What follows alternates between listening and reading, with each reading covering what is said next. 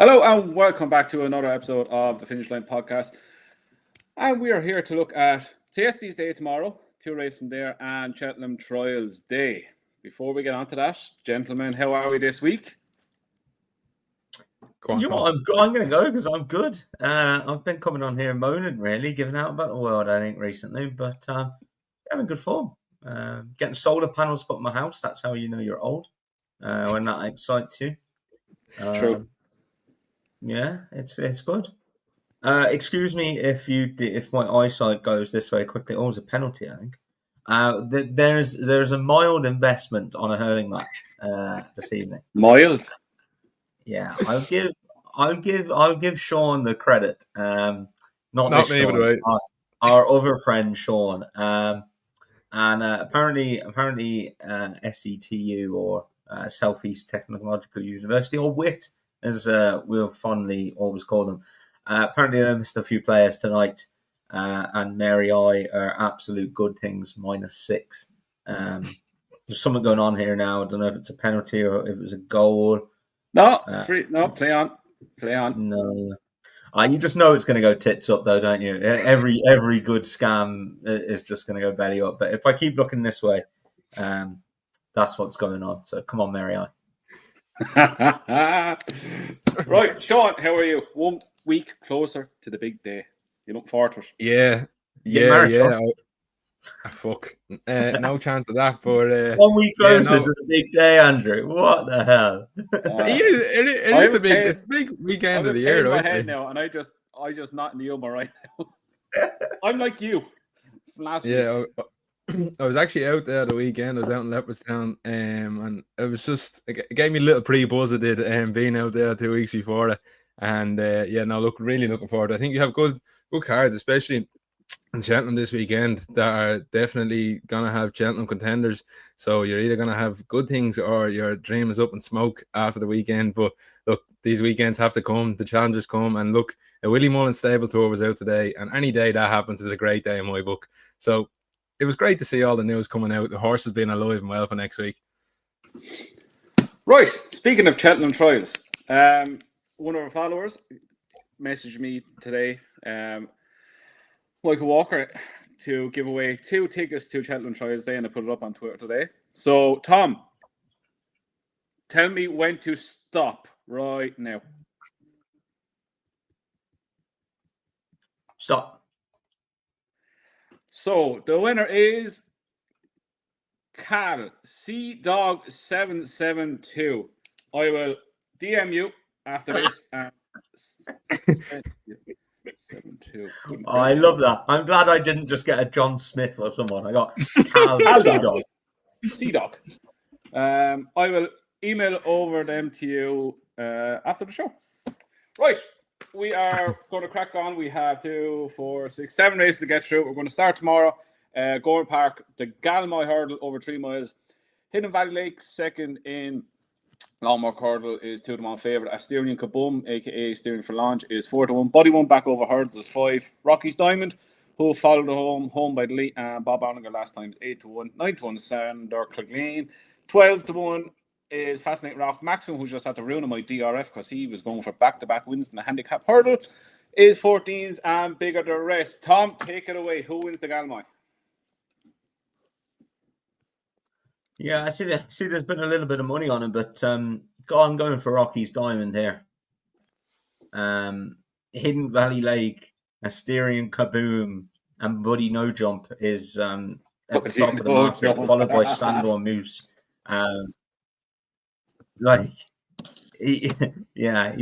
said last week that there was a few of those horses that I never get right, but you can add those 4 to the list. I'm going for Buddy One, lads. Buddy One. I'm not going for Buddy One. Sorry, that just caught my eye. Rocky's Diamond is who I'm going for. I think he's completely unexposed. He ran an absolute belter the last day. He was 66-1. He was only beaten 9 and a bit lengths behind Home by the Lee and Bob Ollinger.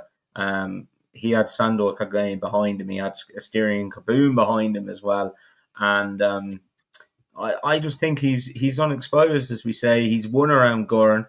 He's won a handicap here off, I know, over only 123, but I do fancy that he's improving all the time. The ground shouldn't be any issues because he's won on better ground. Leopardstown was yielding. Limerick, when he won there in April, it was soft to heavy. Shouldn't be any issues there. He's now rated 145 after that third in the Grade 1, so he deserves his chance here. He's only just turned 5. I think he's got a massive chance. I saw he was 10-1 or a little bit bigger earlier in the week. The stable are in good form. They've had a winner and 4 placed horses from their last 11 runners. Declan Queenie can definitely train one. So, yeah, I'm pretty strong on him. He'd be a fairly solid each way bet for me. I think there's some of these that are massively aggressive, you know. Yeah, Sean, before I go over to you, I'll just touch on that as well. I'm like Rocky's Diamond as well for tomorrow. Like, you're getting your 3 places tomorrow. I think he's a standout each way bet. He's the young improving the field. Like Hidden Valley Lake, Henry's aren't running great. What do you want to make out of that race at Ascot? I wouldn't want to go near him at 2-1. Steering Flange, 11-year-old now. He's getting on. Buddy 1, as Tom said, is Buddy No Jumps. He might balloon 2 or 3 before he even realises he's jumping a hurdle again. Well, saying that now, he couldn't jump fences, so Sandor Kilgane just doesn't seem to see out the 3 miles, and I think 8-1 for a 5-year-old. That's on the improve on the back of a run behind Home by the Lee and Bob Allinger. There's no Home by the Lee or Bob Allinger in here. I think he's a standout each way bet at 8-1 as well. Sean, what do you think? Yeah, look, I agree. I think Hidden Valley Lake at the top, he deserves his place, but it's just that Henry stable form. Like, he's 6%, 2 from 33 at the moment. I just don't know. I don't know what's going on there, so I'll take him on. Asteroid Kaboom, as he called him for so long, 11-year-old now. I don't know what to make of that first run back. So I'm happy to take him on. I think, as Tom called him, what was a Buddy No Jump fences is be the key part of that. I think you left out. I think coming back here over hurdles, he's the standout here for me. He couldn't. I know he won first time out, but after that, he's not been able to jump a twig over the fence. And I just think dropping back down the hurdles here, he showed the form last season. Like, he was 4th in the Stayers hurdle, 3.5 lengths ahead of Sterling Furlong. He faces here again. He then went to Aintree and he was 2nd. He was ahead of Hidden Valley Lake. He's shown that he can beat those types of horses. And the big thing is here, he gets to swing at the weights. He gets 5 pounds off Hidden Valley Lake. That's massively in his favour since he's already had the better of him. I know he went on 3 festivals in a row in spring. Can be tough. He went on to Punchestown and Asterion Flam turns that, but I think the ground might have been against him that day. Good to yielding. I think he'd want it a little bit softer than that, and he's definitely going to get it tomorrow. But as I said, he gets 5 pounds off Hidden Valley Lake. He's shown the book is in the form in this division. It's not really the greatest division. You wouldn't stay, and I think it only makes sense to come back over hurdles because he hasn't jumped a twig over a fence. And at 5-1, I think he's a smashing each way bet. I don't think he'd be out of places. I love a horse who shows the book is in the form. Really, really do like a horse who shows. Sean didn't realise you said the book is in the form. It was fucking brilliant. You just kept rolling all the way through. Just wipe over. It's grand. Don't mind him, Sean. Right, so that's 2 for Rocky Diamond. Sean is on Buddy 1. Next, we are going to Thyestes, a race that Tom actually has a quite good record in. Because he picks out 7, that's cheating. What? Because he picks out 7 horses, that's cheating. It's a fair fucking point now, in fairness now. It's a fair point. Nick Rocket is in at 11-2. Yeah, man, the money horse all week. 6-1, Shannon Royal 7-1. Where it all began, 8. Will do 10s. Favre de Chambou is 14s. Glengoley 14s. 2nd in last year. Spanish Harlem 16s and bigger rest. Tom, come on, who wins?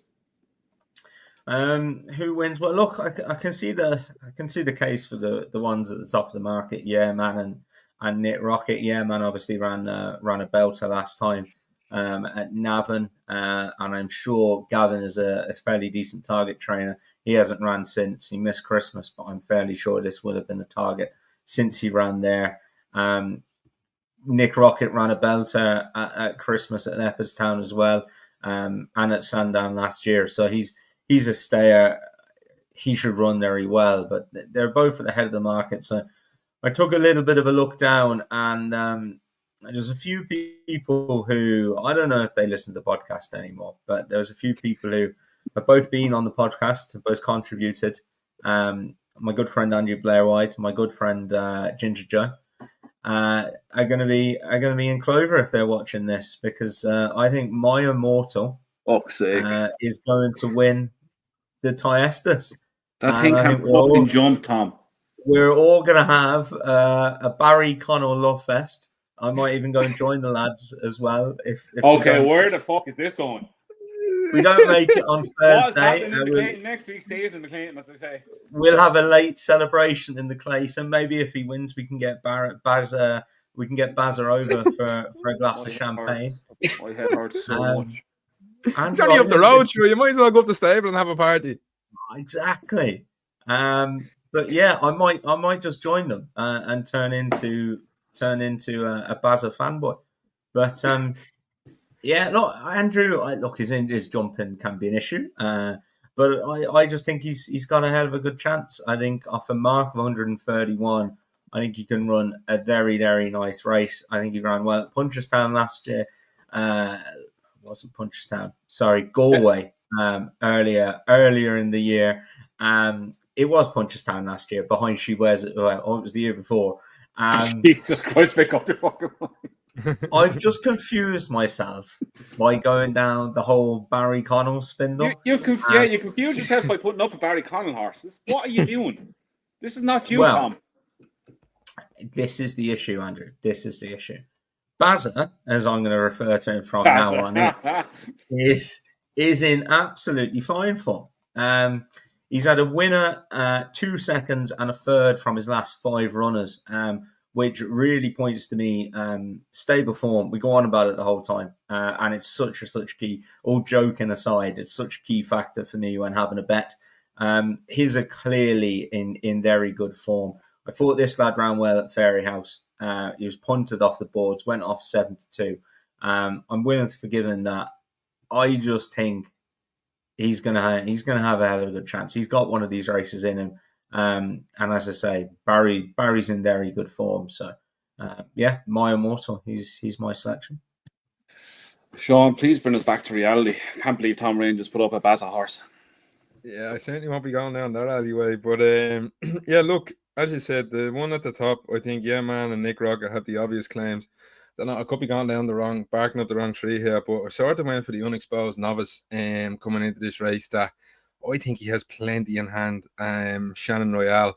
He was given a mark of 148 in the UK, and I think that's blown my plans to go to Cheltenham because he probably would have been a National Hunt Chase horse or a Kim Moore, and they probably just said, feck it, we're going to roll the dice, go into the S Days, a big handicap, and I think they're rolling in the right place. Mark Walsh up, interesting to see. I don't know if he gets preferences on the Rob Core horse or not, but none of the Gordon jockeys got the nod.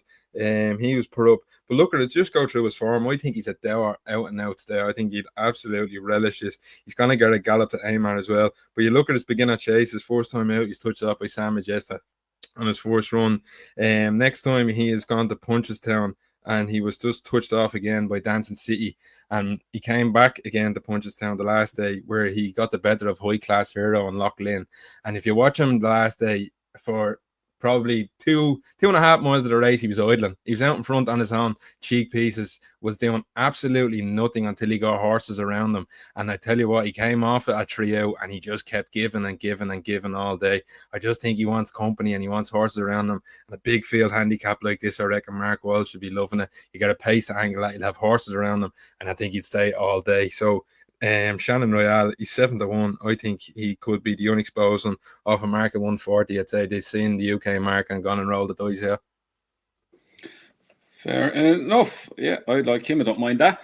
I'm going for an outsider this year, and it's a horse that has quite good form at Gowran Park. He's a win, 2 seconds, and a fifth, and his fifth came in this last season. It's Max Charm for Colin Murphy. He gets in here off £6 lower than he was last season. If you go back and watch the race, he made a bad mistake 5 out and was slow at the third last. But yet he still managed to finish a fast finish and 8 lengths off Ain't That a Shame. He had, if you go back and look at his 2 runs last season before he came to the Estes, they were bad runs. More or less the same is happening again this season. He beat 27 lengths and 41 lengths and his 2 comeback runs. My eyes, he's been primed for this. £6 lower mark, has good course form. Gets a nice racing weight. He's only off 10 stone 8. I think he has a massive chance, 25 to 1. Respect the top two. I think, yeah, man, his price is probably gone. He would be the one I like out of the top three. But I think Max Charm, back at Gowran Park, as I said, his form figures at there are very good. £6 lower than last year. Knows what to expect in a race like this. And I think 25 to 1, you get 4 or 5 plays this summer. I think he has a cracking chance in the Toyosties. Now, that's Gowran done tomorrow.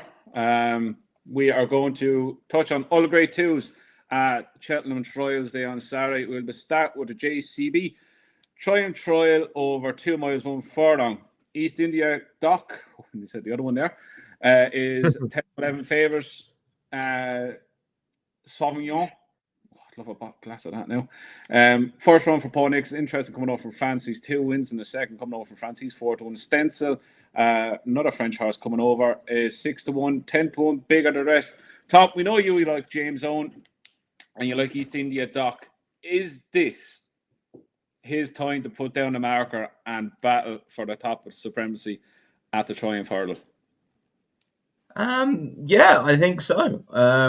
I think James has mapped his campaign up very, very well, hasn't he? He's got a couple of early runs into him. He's shown us what he could do at Cheltenham, and he's backed off him then and prepped him for this. Missed any Christmas targets, anything like that.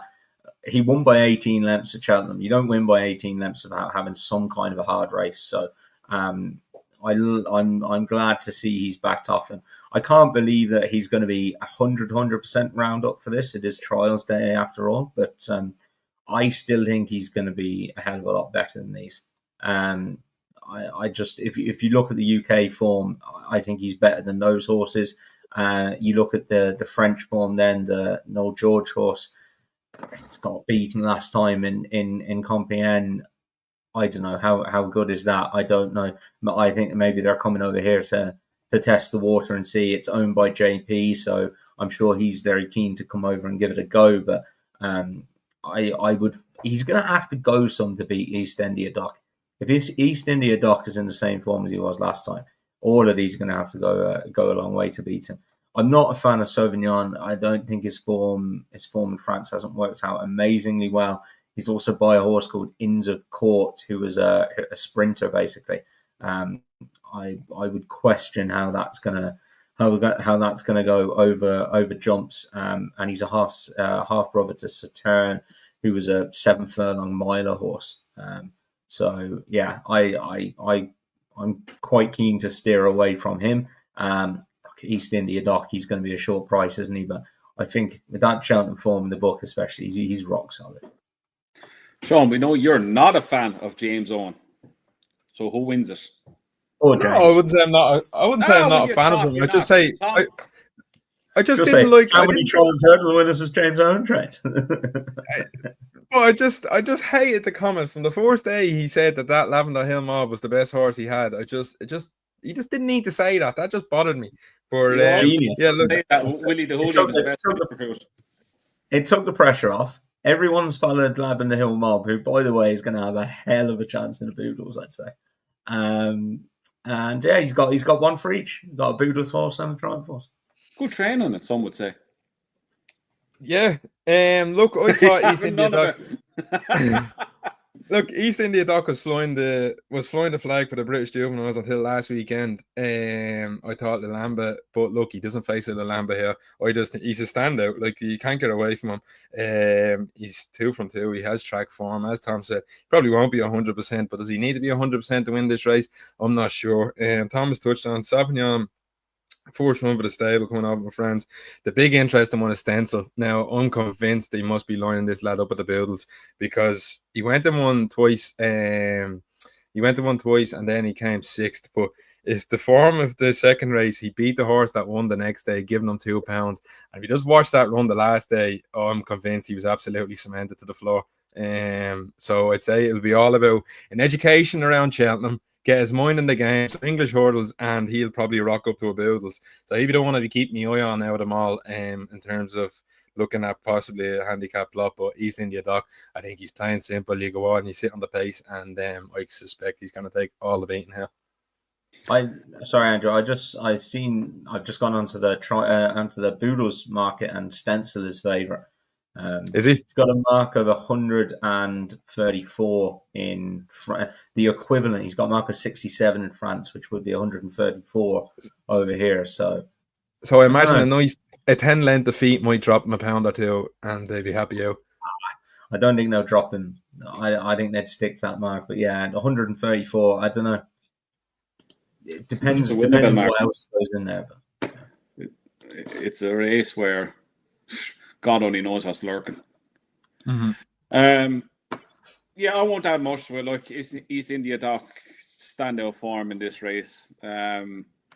It's hard to know what to make of Sauvignon coming over, and as Sean alluded to, Stenson looks like a horse that's on the way to the Bulls, and the marker kind of tells their own story with that in the Bulls. But yeah, 10th of 11. Look, he probably drift on the day, but I think he's much the best in this race, and he'll probably win. Right, we're going on to the Cotswold Chase now. 3 miles, 1.5 furlong. This is a Gold Cup trial at all but only name. Like, you've La Home Presse in here, 5-4. Gentleman's Game 11-4. Capadano won last year, 7-1. Chantry House, who remember he's a racehorse the last day, is in at 8-1. Stage Star, 12-14. Bigger rest. Sean, go to you. La Home Presse, to me, should have been running the right now because he hasn't opened hell in the Gold Cup. He's in the 5-4 here. Is he a bit short, or is this the kind of conditions he wants now? To be honest with you, I would have been absolutely sold out on this lad only for stable form. I know you look and it says 4 from 27, 15%. I just don't. I think there's something wrong, and maybe it's missing some and hitting others, because you look at the 2 stable stars, Royal Pagoy and DeGello, who ran last weekend. They were both beaten very early. DeGello was beaten out of the force. He just wasn't jumping, getting in rhythm at all. I know she had a winner yesterday, but I can't trust her. I don't want to go steaming into something, because I'd kick myself out of the race if he ran no sort of race, and I pointed to it beforehand. And with that, I think you're left with a rock solid Gentleman's Game. He's 11-4, and I just think you know what you're getting with him. I know he's to give away weight, but if there is any chinks in La Home Presse and he doesn't turn up, I think he's a horse that's absolutely head and shoulders clear of these. Like, you've Chantry House, I know he won the last day, but even they sounded shocked that even happened. You've Stage Star, Dashel Drasher. A Gentleman's Game is a much better horse than them. As I said, he does have to concede by all around. He had his first run of the season back in the Savills, where I thought he ran a cracker. He was third behind Gallop and Champ Factor Foil. He's not facing anything like that in here today. And I think fitness under the belt now. If there's any chinks in the armour of La Home Presse, he'll be able to find her out. And no doubt he'll be kept fairly handy out in front. And I think 11-4 is not a bad price. Yeah, tend to agree with that. Tom, what about you? Yeah, I agree with Sean. I think he's spot on there with Gentleman's Game. I heard Mouse Morris on the Nick Nook Daily podcast. I think it was today's edition, or not. It could have been yesterday's. But he seems pretty happy with him. It sounds like he's just happy he's getting a run with him. I think half of the issue, they were questioning the Cheltenham form, but he was just saying, look, I got so many stop starts with his training that season that you just forget about it. We know when he's on song, he's very, very good. He beat Braveman's Game at Wetherby when Braveman's Game is still running well. He's finished fourth, not beaten very far at all in a Grade 1 at Punchestown, and then he's made a cracking comeback behind Gallop and Deschamps and Factor File at Leopardstown. So I'm quite keen on him. I think Mouse is stable. I know he hasn't a winner in 50 days, but the last 4 runners, 3 of them ran well, so I wouldn't be too worried about that at all. And he's like a lot of these older Irish trainers that you give them a horse and they target with, and a good horse, and they'll get them there for the day. Jimmy Mangan's obviously another classic example of that, isn't he?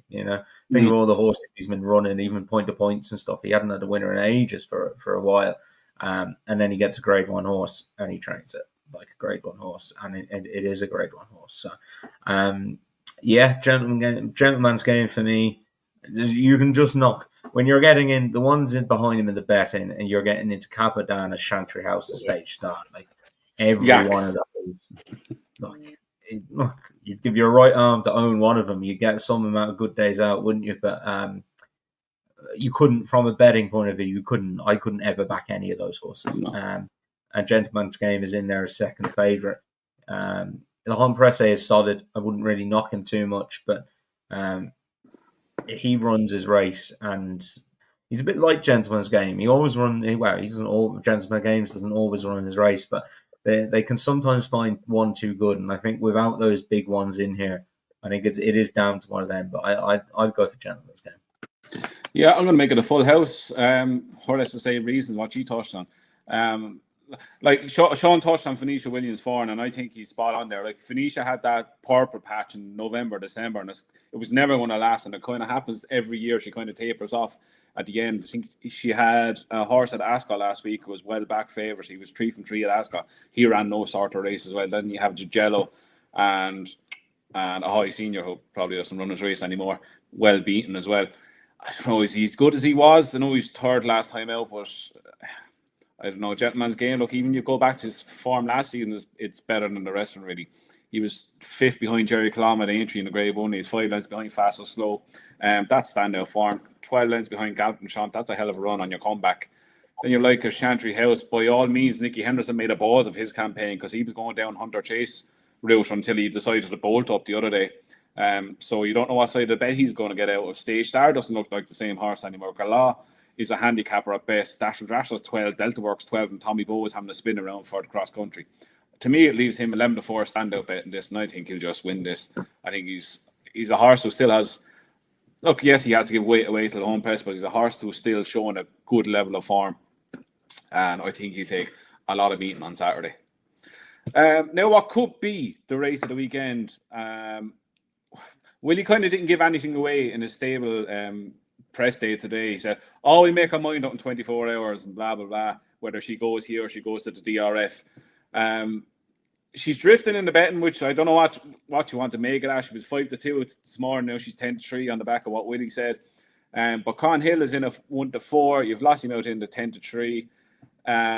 Brentford Ho 20s, 50s, Phil's Dowries, Joe Mash on the 100s, and 100-1. Is it going to happen, Sean? Or will he dodge it? Not dodge it, but yeah, will he dodge and go DRF? I don't think it'll happen. I want it to happen, but look, I just don't think he's gonna leave his chances there. I think they want to keep their hopes alive to come March, because if you go and get beaten 4 or 5 lengths, it's game over. You have to sort of go down the mirrors. You don't have to, but I suppose the form is basically very hard to turn around, and something would have to go wrong. You'd probably end up going down the mirrors.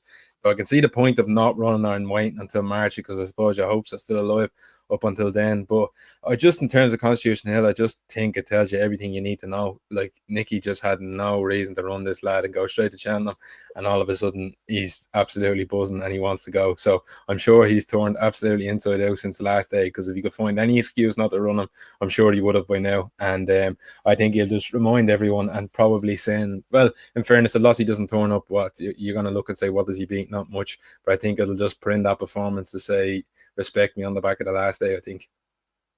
Tom? I hope it happens. I pray it happens, because I'd be stuck into her. I tell you, I've said it that I think she could well turn around the form of him whenever they match up again. And my head says it's not going to happen though. He's already bought her over there at Christmas. He'd be bringing her over there again the end of January, to be bringing her over again then in March. It's a lot. That is a lot. It wouldn't be a very Willie Mullins thing to do. I would say some of it depends on Stateman and Amsterdam. If the two of them are absolutely flying and both going to go for the Irish Champion Hurdle. Amsterdam's not going for it. Where's he going? Sunday. The Limestone lad. Oh, okay. Interesting. That is interesting. Yeah. Don't know what to make of that. Yeah, so I suppose it depends how well Stateman's going, but I think she'll stay in Ireland. I can't see it that he'll want to go and take him on again and then go back to Cheltenham again. But I'd love her to, and if she does, I'd fancy her. I think she's got a hell of a chance. Yeah, I don't see it happening. Not because they won't bring her over, because of the weather that's coming. there's a massive storm coming Thursday night, and they need to leave tomorrow, I'd say, if they want to get her over there. That's true. They are going to have to leave. I mean, yeah, I suppose they've got decks tomorrow, haven't they? But they need to leave. They need to leave tomorrow morning to avoid it. Yeah, so, they have to. There's their excuse already if they just want to skip it. Well, for me personally, I'd love to see her in flesh at Dublin Racing Festival, but I'd love to see her take on Con Hill again. Would she beat him? Who knows? I don't know. Probably Con Hill will probably win. I don't know. I'm sitting on the fence right now because I don't know what to make of. I'd need to see her on the first furlong to see how she's getting on, and then after that, I'd make my mind up. I don't know. I'm talking myself in and out of the bet. I don't know what the hell I'm talking about right now. I'll see in declarations. I'll see it close to the time. If they go over, she's in the right place. But if they don't, hopefully we'll see her at the DRF. So disregard everything I said because I haven't a clue what to think of it right now. What's next? Cleeve Hurdle, 3 miles stairs hurdle trial. Crambo Longwalk Hurdle winners in the 9-4. Strong Leader, who ran no starter race there, is 5-2. Gow Road, who loves coming. No, Andrew. No, he's second the last 4 times. 5-1. Monmoral at 8. Buddy 1 is run tomorrow. He's not going to run. Both at cost. Kerry Hill and Bigger the rest. Sean, it's great. They're grade 2 horses. Crambo obviously won a grade 1, but he's not proper grade 1 horse when he comes up against proper horses. Is 9-4. Is he the right favourite? And Strong Leader to me on the back of what he done at Ascot. Look, probably going left-handed. He's much better as 5-2. Looks a bit short. Yeah, look, I think it sums up the English staying division in anyways, or the staying division full stop outside of the Hoopoo. But I'm going to rip apart these top 2. I just don't understand why they're coming here with Crambo. He said after the race the last day he needs to be kept fresh. Run fresh was the only thing I could hear every single time he spoke about it.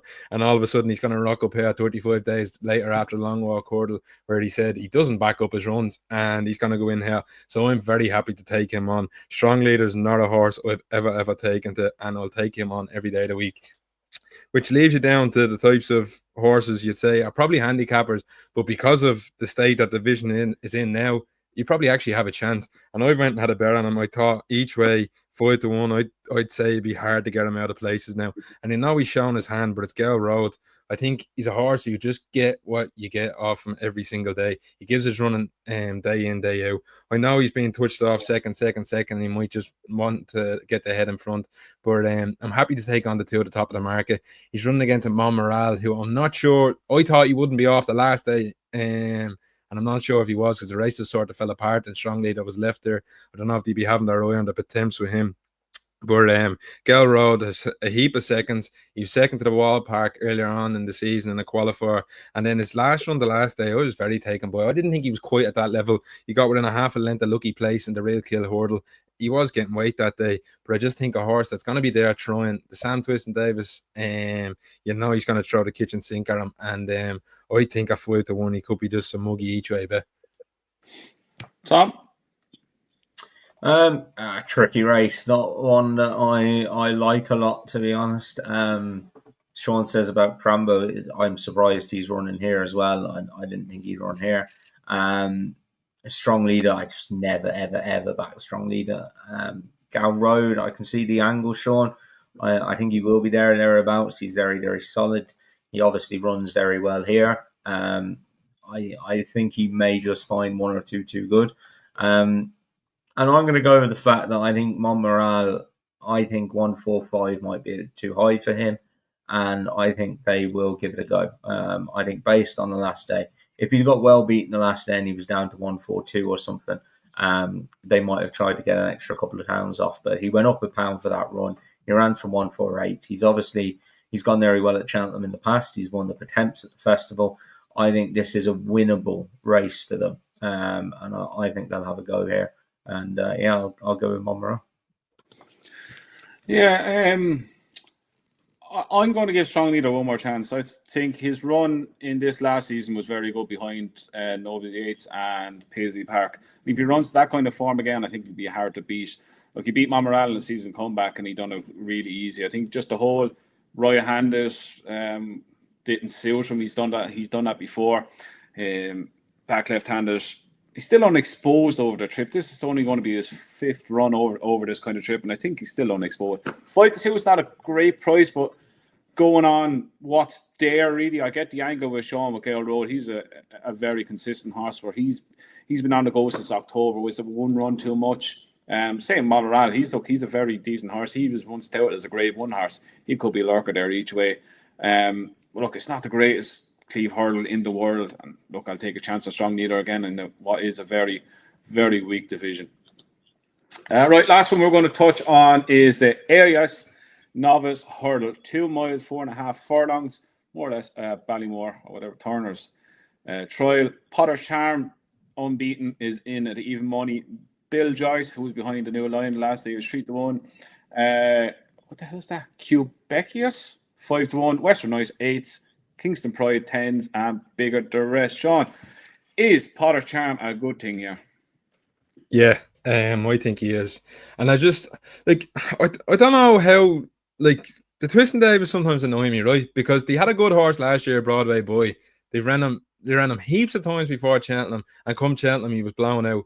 And they're doing the exact same thing here with Potter's Charm. It's going to be his 5th start of the season, and we're only in January. We're run every single month. And by the time you get to Cheltenham, I just don't know how many times would you see any horse at the festival have 5 runs going into it, like a novice hurdle, i.e. a Willie horse, a Gordon horse, or a Henderson horse having 5 runs by the time they get to the festival. But I think, look, he comes in here fit and healthy. Couldn't see much of the race the last day, but he got into a bit of a fight and had to dig in over 2 miles. Back up in trip here. He's form around the track, won twice earlier in the season. I think running against Bill Joyce, who I have me doubts about. I don't know if he's as good. I think he's a mudlark as well, which he's probably not going to get that sort of ground here. Potter's Charm would be a far quicker horse, and the form in with Wendigo getting touched off by him with Bill Joyce, I'm very keen to take him on. Quebec was, as you said, the Nichols horse is next in. Outside of that, I think it's slim pickings, to be quite honest with you. 6 Mile Bridge, I wouldn't be a fan of. A Kingston Pride was pulled up the last day. So I think Potter's Charm are even money. I'd say between him and the East India Dock, I'd much rather have the even money around Potter's Charm. Tom? Look, I kind of agree with Sean until he gets to the East India Dock bit. It's it's strange that they're running again here. Like, they are running the shit out of him. But I do just think he's better than these. Bill Joyce ran a solid race last day behind the new lion, but for me, like, I think you got to take it. He's better than Quebecois, like, on their running before, and I just think Potter's Charm's just a better horse than him. I think going back up to 2.5 mile would be ideal for Potter's Charm, and I think he's fairly solid. I'd actually double the 2 of them up. Would be out of the races we've covered anyway. That'd be a bet for me. I'd double the 2 of those up. East India Dock and Potter's Charm. Yeah, I think Potter's Charm just wins. He's a very good horse. As last I look, they've been running the absolute living daylights out of him since the start of the season. Probably will be tailed off when it comes to the festival. 1 over 2 miles last time, which is not his trip. Step back up and trips are going to ideally suit him. He's clear on ratings, and I think he will be clear going up the hill. I think even money. Some people might call it short, and it is short, but I think he is miles clear of the rest of them. Right, so that's all the races covered. Do we have a Cheltenham ante-post bet, or are we leaving it? Sean? I have 2. I heard Tom was digging deep for a couple, so I'd say he has a couple up his sleeve as well. He looks like he has none. 1. Okay. Go on, Sean. I have 2. I have a bit of catching up to do, don't I? I'm a couple behind you, so I went in and got 2. The You're first not a couple behind me anyway.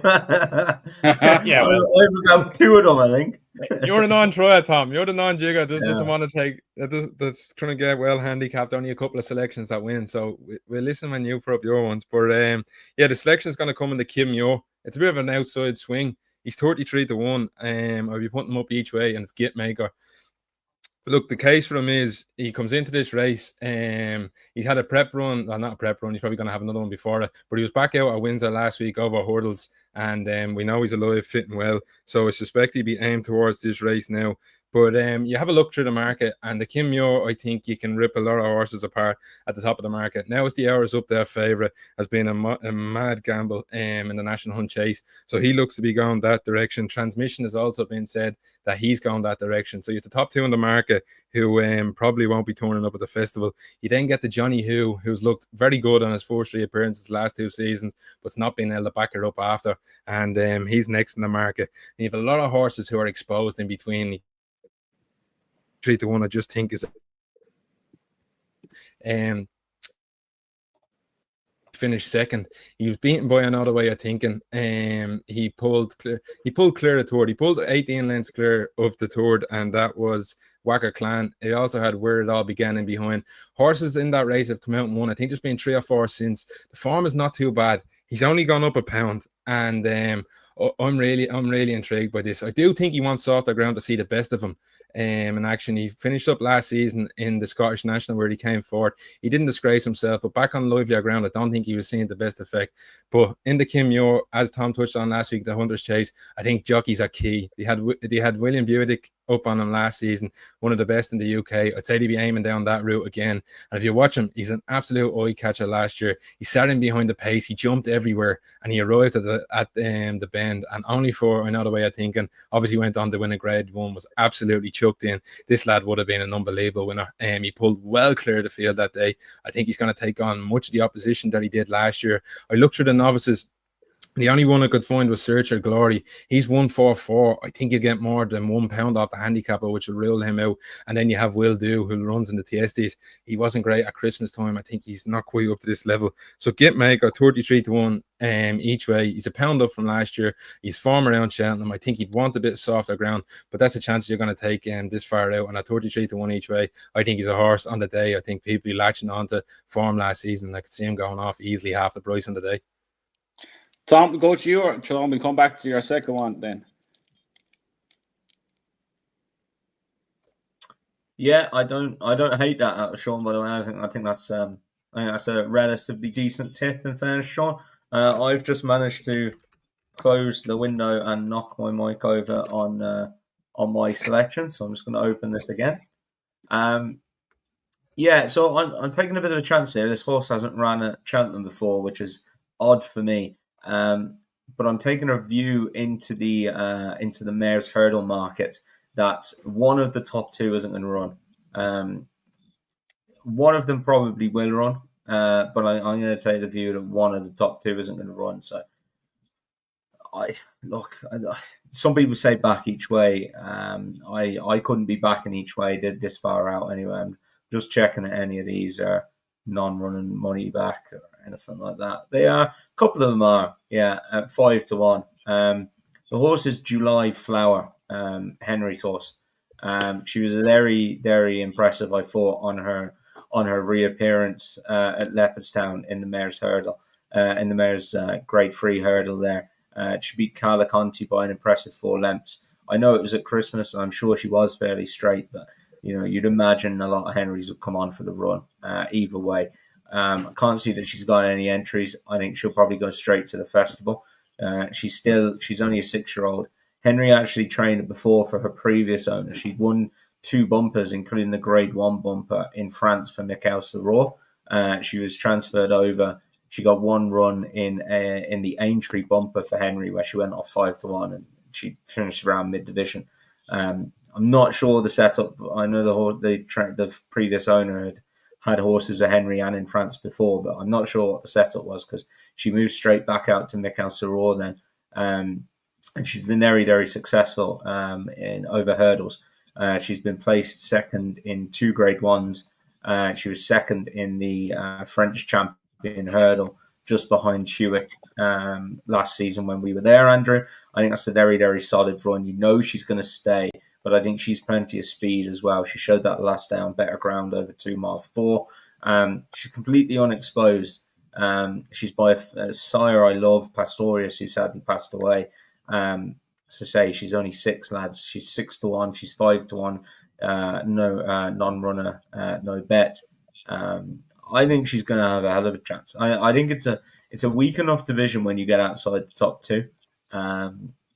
And I know Dave's on Carmoose. But she needs to learn how to drop that bridle big time. But if Dave's watching, I'll have a match bet with July Flower and Carmoose if he wants it. So. Right, so that's July Flower for Tom. I am going to the Mayor's Chase, and I am going with Bioluminescence. You go through this field, and it's a field where there's a lot of horses out of form and horses we don't even know if they're still in training or if they're in one piece. Impervious in a 5-to-1. We don't know if she's going to turn up at the festival. Dino Blue doesn't look like the same horse she was last season. Allegoria de Vassi out and back with counterfeit money. Then you've Bioluminescent in the 8-to-1. Oiling by Night. Will she stay? Will she even go here? I don't know. Limerick Lace looks a broken horse as well. You've Bride's Hill, who absolutely bombed out the last day. Fun. Yeah, decent horse. Won well on Chase debut. And you're looking at Marsh Wren, who was placed in the last season. I think this is a great bet. She's a big stamp for Chase. So she won well on her comeback in the Grade 2 Mayor's Chase at Limerick. It's a decent enough form. You should be. She could be anything who was a winning machine over the autumn time and was 5 lengths behind Crow Park or Fairy House, and she beat You Wear It Well in a listed event at Bangor the time before that. That form is working out. She's a big mare, as I said. I think she will come on plenty for that run. And when you just go through the market, it's not a great field.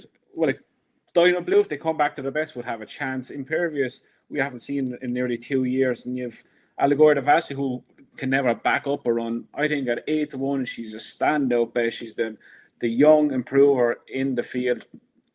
7-year-old only coming into her prime. And she was, as I said, a stamp for Chase. And I think she will run a massive race in the Mayor's Chase. Right, that's us done for this week. We are back. Oh, we're not done. We're not done. One more for you. One more. I forgot.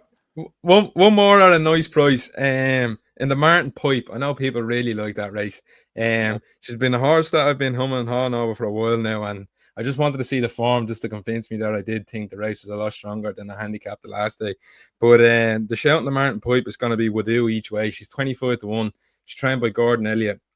He's a 5-year-old mare, and he's given her a nice break, and I like that. You've seen it, Willie doing the last few seasons after the juvenile campaign, giving a nice long break before coming back. But if you just go through her form from last season, she made a debut at the Stole where she beat Nabooring. She was also giving up experience that day, hurdle experience, and you see what Nabooring went on to do since. He won a Grade 3. He was 4th in the Triumph. That form is working out unbelievable, and he finished up with a Galway hurdle victory and reaching a mark of 150. She then went on to have 2 more spins in Northern where she won by 23 lengths and then was backed up again quickly at Down Royal. She wasn't as impressive, but Cossack Chuck went on to Leopardstown after in the Grade 2 and finished 7.5 lengths 6th behind Cala Conti, all mixed around them good juveniles. She was then sent over to the UK where she bolted up twice in listed races, getting black type, not beating much opposition to be honest with you, but I think she's proven before that her form was decent earlier on the season. She then gave him that long break that I was saying to you. She's brought back to Cheltenham in December where she ran in a handicap off a mark of 130, and I think that race is going to work out very, very well.